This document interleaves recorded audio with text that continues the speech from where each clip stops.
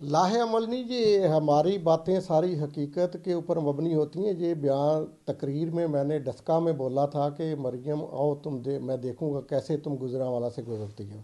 और अल्हम्दुलिल्लाह आज मैंने सारा दिन गुजरांवाला से दोस्तों से रबते किए हैं। और ये बात मैंने क्यों कही थी कि मरियम ने टीवी के ऊपर अक्सर और अपनी तकरीरों में कहती थी कि मैं अंसारी बरादरान के ऊपर हमला करवाऊंगी, इनके घरों का घराव कराऊंगी जो मुझे छोड़ के गए हैं।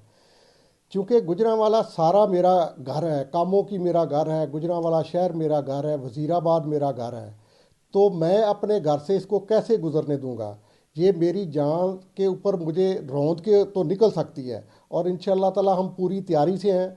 अगर इमरान खान को इधर वट्टे लगाए जा सकते हैं तो ये कोई खलाई मखलूक नहीं है, कोई इनको कुछ कह नहीं सकता। इंशाल्लाह ताला मैं गुजरांवाला से इस बात के ऊपर कायम हूँ। दिन चढ़ेगा अल्लाह ताला जिसको देगा, मैंने नहीं गुजरने देना इनको। और अच्छा, कैसे रोकेंगे आप? मेरा शहर है, मैंने कहा कि कामों की से लेकर वजीराबाद तक मेरे घर हैं। कहाँ कहाँ इनको जवाब देना पड़ेगा ये तो सुबह पता चलेगा। और इनको अपनी ताकत का भी पता चल जाएगा कि ये किस तरह लोगों के वोट लेके और अरबों रुपए समेट के बाहर भाग गए हैं।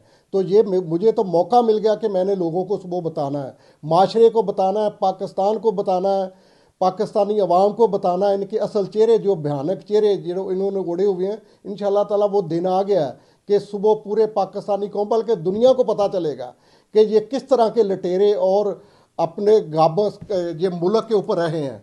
हम जैसे कंधों के ऊपर ही ये आप ऊपर आए थे ना, तो अब जब हम ही नहीं है तो सुबह पता चल जाएगा। हमारा एक पॉइंट नहीं होगा, हमारा गुजरांवाला का पूरा जीटी रोड पॉइंट होगा। तो इंशाल्लाह ताला ये देखेंगे कि कैसे कैसे कहाँ से गुजरती है।